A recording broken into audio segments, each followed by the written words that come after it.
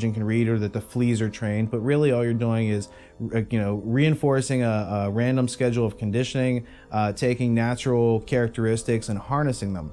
So what you see in the 20th century, not only with the eugenics crowd and all these other things that we've talked about, what you see is they go after the root cause of humanity. The root cause of humanity is that we've learned to speak amongst ourselves, and we've learned to observe reality, remove contradictions, and get to that which exists. When somebody obscures that feedback loop between you observing and testing it out and verifying it, when someone obscures that, they can take total control of your awareness. These methods of classical conditioning had advocates in other fields equally or more influential.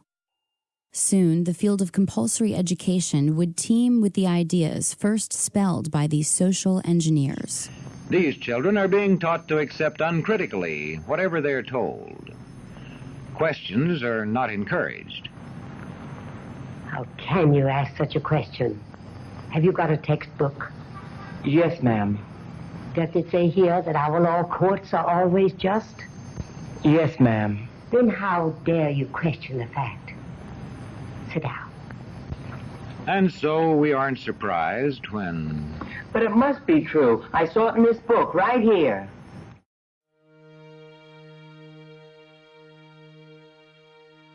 The education our children are going to get has nothing to do with education. It is training our children to be resources, human resources, that's the way they refer to us, to spin off profits for the globalists.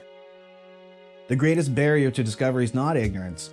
It's the illusion of knowledge, and that's what the 15,000 hours in compulsory schooling really entrains and conditions into us, is that you've been told this story of the people in South America, and so you think you know about it. And it's not until later in life when you might come across more information about conquistadors and how Jesuits infiltrated all the religious systems and took all the riches out and basically harvested this whole area. And this is an example of plunder in South America that went on for hundreds of years. So until you have this other piece of information to bring this into focus, you think that what you were taught in public schooling during that 15,000 hours is really what's going on. And it's not until you bump up against reality, as George Orwell said, usually on a battlefield, that you have to consider that which you were taught to believe versus the objective evidence that exists.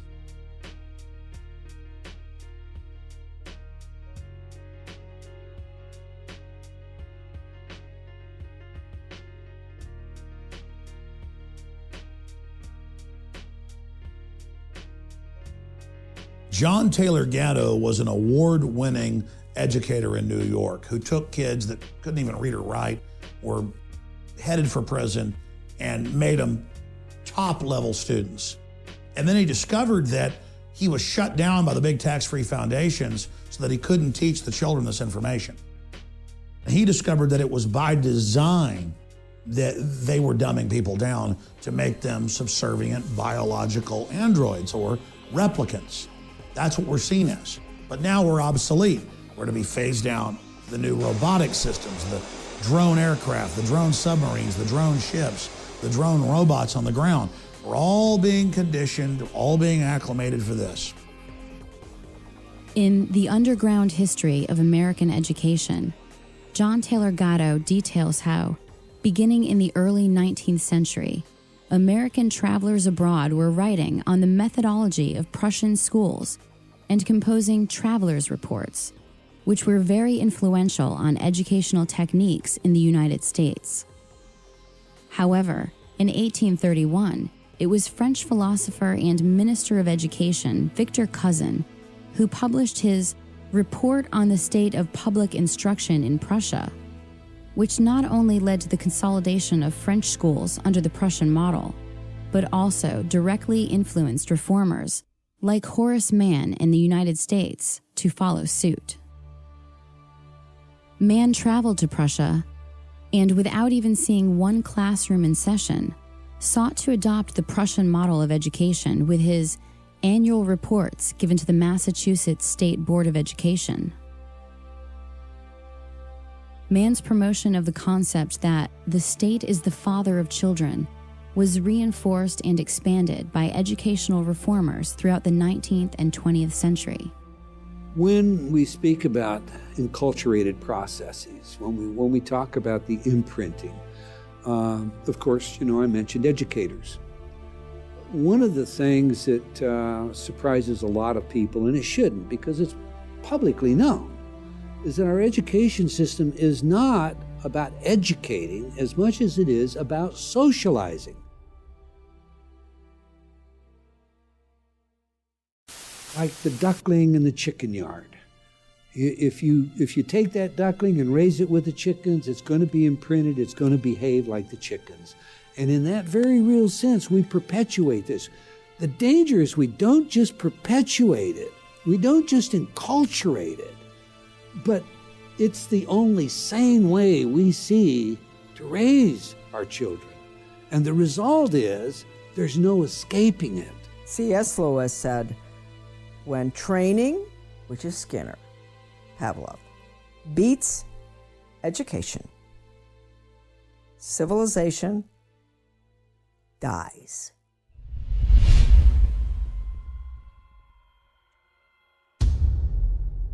Secure your copy today at Infowars.com.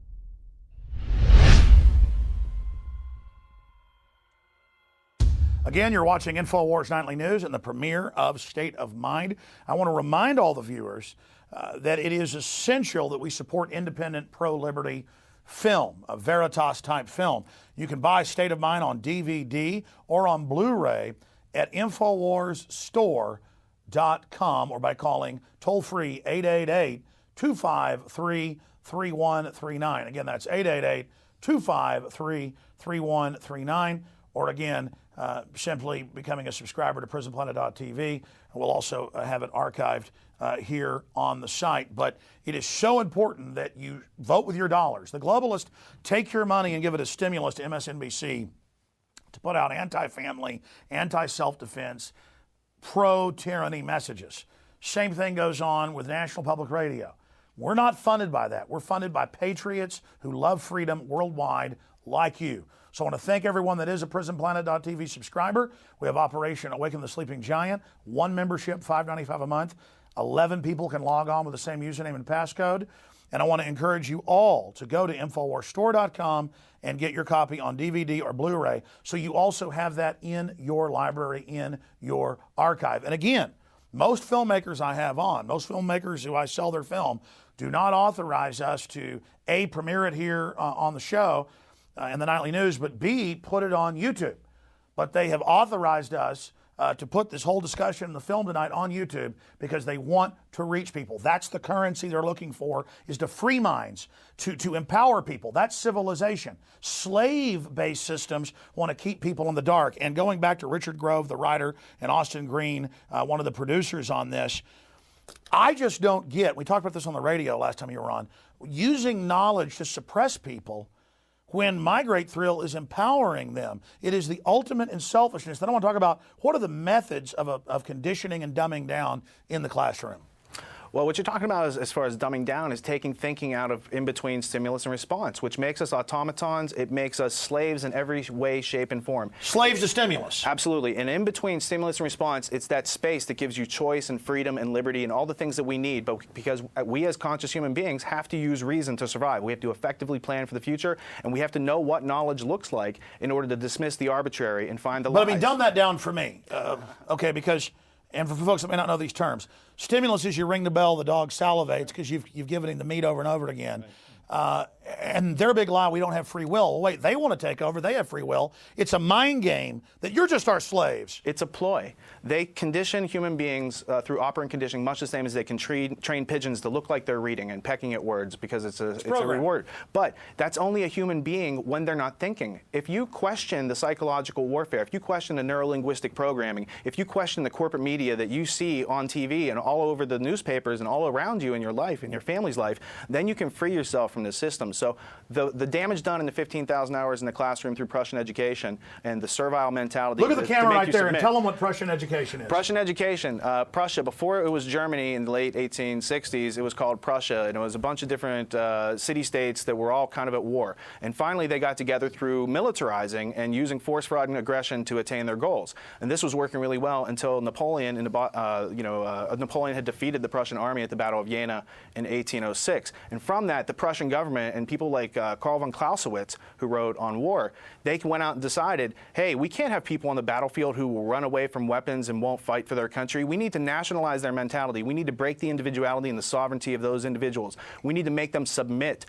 Through force, fraud, and coercion, compulsory schooling was the model that they made successful, and it later resulted in the Nazis. That's right. Our modern educational system is a German military brainwashing program on record. Kindergarten, all of it. People go, well, I just grew up in this. Well, let me tell you, it's the opposite of freedom. And nothing against Germans, I'm part German. The point is it was a technology corrupt people used to take over the Germans. It's like the global model is a British Empire model. I'm part English. I'm not against the British people. They always spin that too. Like if you're like, I don't like what the communist Chinese are doing. What, you don't like Chinese people? You know, I don't like what Hitler did. What, you don't like Germans? Again, that's operant conditioning. Don't be racist. Just to get you, people out there watching off of the real info. Don't like government-run healthcare? You're a racist. Don't want to turn your guns in? You're a racist. That's that conditioning, that buzzword again. You're observing this phenomenon that goes on, and it's prevalent, so we should give it a name. This idea that you got your finger on it, it's the philosophic corruption of our reality. It's the fact that people don't value truth anymore. They say they do, but they won't go through the work to actually realize it and do the learning which results from asking questions. Austin? I think that the conditioning was summed up in the film best by B.F. Skinner. You know, he talks about there's certain things that you can do to manipulate your students to get a particular behavior response out of them. And then once you do that enough, once you repeat that over and over again, eventually those behaviors become self-reinforcing. Like we were saying earlier, we all police ourselves. And so really, they don't have to continually do this. All they have to do is get you up until about 4th grade. They've got you so trained at that point that once you enter into high school, you're doing it on your own. And so really, we just see that repetition of taking away your individuality. Anytime somebody in school tries to speak an original thought or question what the teacher has to say, they're immediately punished. They're immediately chastised, and this happens over and over and over again. And it's this worship of authority where they've done, as you know, 2 different, covered in the film, university experiments, where people would kill people under orders because an authority figure told them. I mean, if an authority figure told me to mow their lawn, I'd tell them no. They tell university students, kill that person, and they'll do it.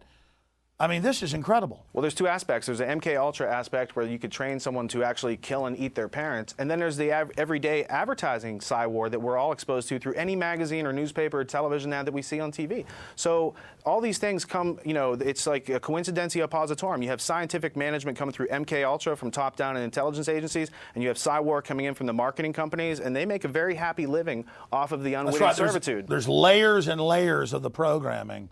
It's just incredible, meant to just overwhelm you till you just give up. And this is a great tool to peel off those layers, one layer at a time, as you learn how to. And the fun is, once you know the programming, you learn the cop doesn't know what they're doing. They're programmed too. The bureaucrat doesn't know, and they like short circuit when you know the programming and they don't. But instead of using that programming to enslave them, you use it to unlock their mind. The fundamental choice that human beings have is to think or not to think. So we all have the ability to think. If you choose not to ask the questions, if you choose to be servile and you want to give away other people's rights that you don't have the right to do, that's fine. You can do that, but expect other people to resist, the people who are aware of how things work and how logic and reason should be, you know, advanced in this world. That's right. Just because you've been put through dog training at the TSA to be a slave, prisoner training, doesn't mean I'm going to go along with it. And I notice with these sheep, sometimes they get mad when I wake people up about what's happening, and then later they go, no, I agree with you. It's like once they see me not bow to their peer pressure, they have like mass Stockholm syndrome, then they grovel to me, and I go, no, I don't want you to be my prisoner. I don't want my kids growing up in a world with a bunch of slaves. Stop acting like that. It's pathetic. Let's go back to more of State of Mind, premiering the whole film here tonight with extras coming up.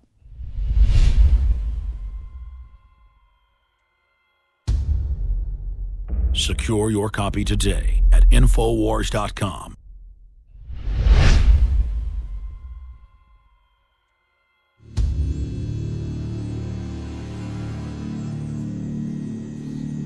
Although education has proven to be highly effective in controlling human behavior, more intensive research would need to be conducted away from the prying eyes of the public. The Tavistock Institute was set up by the British Empire to really study mind control and to scientifically drill down into human behavior and put in textbook form systems of basic control so that could be duplicated out to government and corporate entities. And Tavistock has been involved at every level of social engineering. The Tavistock Clinic was founded in 1920 and operated